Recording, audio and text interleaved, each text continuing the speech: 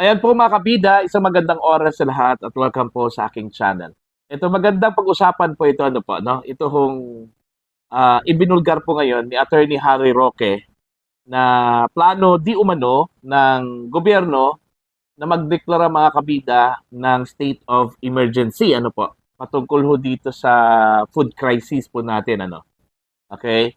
At alam nyo ba, according doon ho sa kanyang theory, may connection daw itong blank items na nadiscover po mga kabida sa BICAM report at sinasadya daw ito dahil ho possibly ito daw gagamitin nila o gagamitin ng gobyerno para pambili di umano ng mga farm inputs, itong mga kailangan po kailangan po ng mga magsasaka mga kabida dahil ho dito sa idedeklarang state of emergency for food security. Ano po?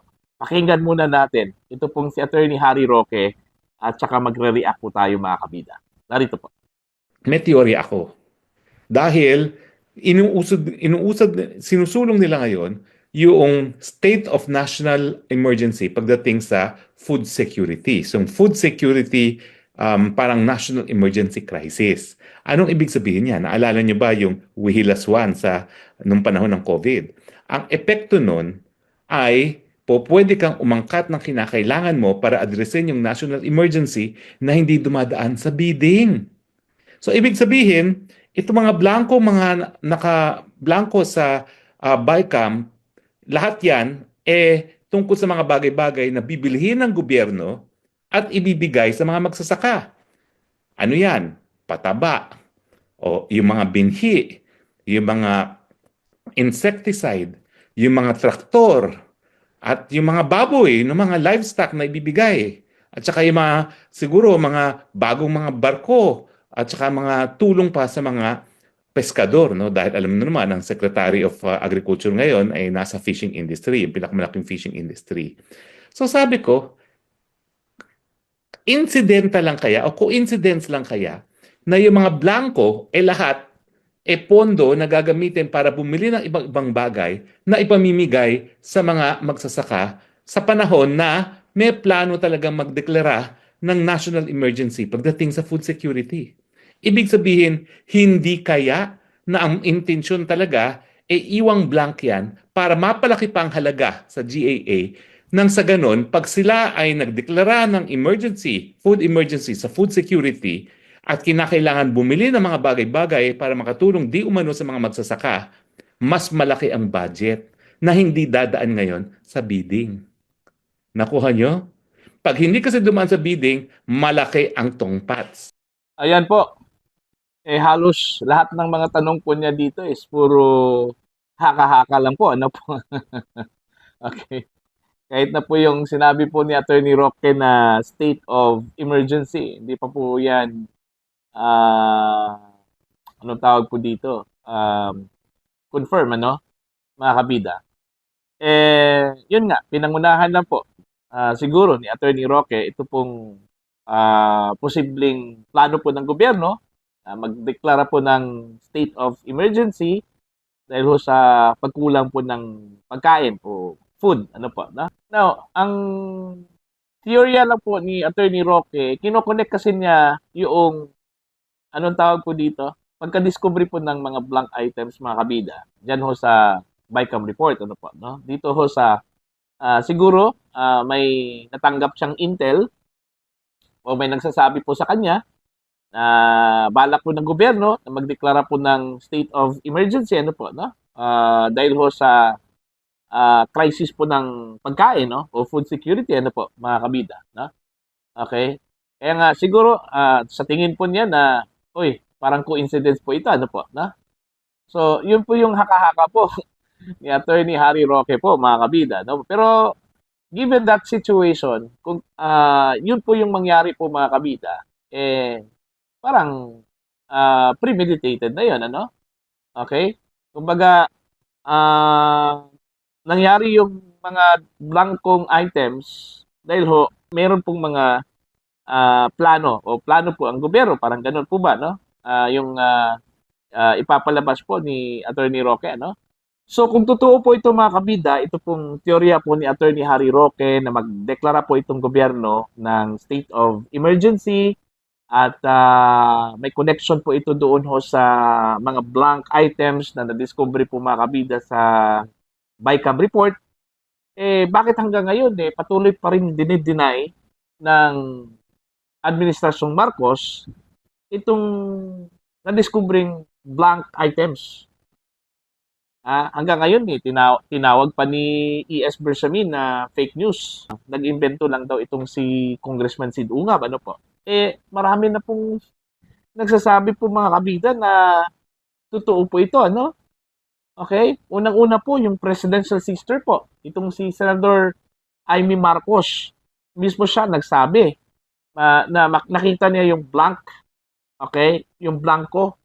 Kaya natakot po siya na pumirma doon ho sa BICAM report dahil ho sa nakita niya mga blanco, ano. Itong si Senador Bato de la Rosa, ganun din yun, no? May natanggap din siya, no? Na kopya ng BICAM report. Permado mula sa mga BICAM members. Ay may blanco rin, no? Si Congressman Sid Ungap, si Congressman Raul Manuel, ano? Yung UNTV reporter, nakakuha po ng kopya mula mismo sa Senado. Senado mismo nagbigay po sa kanya, no? May mga blanco rin, ano? Si Professor Magno may nakuha ding kopya na sinend daw sa kanya ng isang senador. May mga blanco rin. So, ano pang gusto po ng Administrasyong Marcos? Bakit hanggang ngayon hindi po nila inaangkin at patuloy pa ring dinideny po nila na wala pong blanco, mga kabida, no? Kahit na po yung mga concerned parties, yung mga concerned senators and congressmen, yung mga inaasahan po natin mga kabida na magsasalita, yung kanila pong chairman ng Committee on Appropriations, chairman po ng Committee on Finance, dyan ho sa Senado, no? Wala po, hindi nagsasalita eh. Si Speaker Martin Romualdez, hindi rin nagsasalita po mga kabida. So, ano pong pwedeng maasahan po natin, di ba? Kaya nga, yung mga tao po ay speculate na lang, ano? Dahil ho, patuloy pa rin nilang dinideny po ito. Okay? Now, kung totoo po itong sinabi po ni Attorney Roque po mga kabida na wala na pong bidding, okay? Kasi yun yung nangyari din nung pandemic no? Nung nagdeklara po ng state of emergency. So, wala na pong bidding yan kasi emergency nga eh. The term itself, emergency. So, urgent yun. Kasi pag idaan mo yan sa mga kabida sa bidding process, matagal pa yun eh. No? Matagal pa yun. So, since na emergency, state of emergency, so kailangan talaga agad na meron na pong mag-supply, no? Dapat makakita ka agad ng supplier, ng contractor, no? Para diretso na po, no? Wala na pong hassle. Okay? Yung pambili po ng mga farm inputs, okay? Yung pambili po ng mga gamit po ng farming, okay? Yung mga traktor, etc., etc. Yun po, no, mga kabida. So, kung i-connect natin doon ho sa blanco, sabi po ni Attorney Roque, so possibly, pwede hong madagdagan yun, ano? Yung budget na supposedly nakalaan doon ho sa blank, mga kabida. So, yun yung delikado, no? Yun yung medyo posibleng magkaroon po ng milagro doon. Okay? Now, ang tanong po dito ngayon mga kabida, totoo ba na meron pong planong magdeklara po ng state of emergency ang gobyerno? Okay? At ito pong mga blanco na sinasabi po na na-discover dyan ho sa BICAM report, sinadya ba ito? Okay? Sinadya ba ito? Para doon ho sa purpose, doon ho sa sinabi po ni Attorney Roque. Okay? Kasi hanggang ngayon po mga kabida, hindi po natin pwedeng sabihin na totoo yun. Ano po, no? Kasi ho, wala tayong narinig na nagplano ang Malacanang na magdeklara po ng state of emergency dahil ho sa food crisis. Kaya ang tanong po dito is, may food crisis po ba tayo dito sa Pilipinas? Nagkulang ba yung pagkain po natin? Yun yung tanong eh. Parang wala naman. Di ba? Abonda tayo ng marami tayong pagkain, mga kabida, no? Hindi naman po nagkulang yung pagkain po natin. Marami diyan sa mga merkado eh, 'di ba? So, bakit po magdedeklara po tayo ng state of emergency? Okay? So, para ho sa inyong mga katanungan, mga kabida, and for your comments and opinion, you can comment down. At sa mga hindi pa po subscriber sa aking channel, please do subscribe. Just please the subscribe button. Click the notification bell, click all para updated po kayo mga kabida sa aking mga uploads. Maraming salamat po sa inyong lahat at God bless po mga kabida.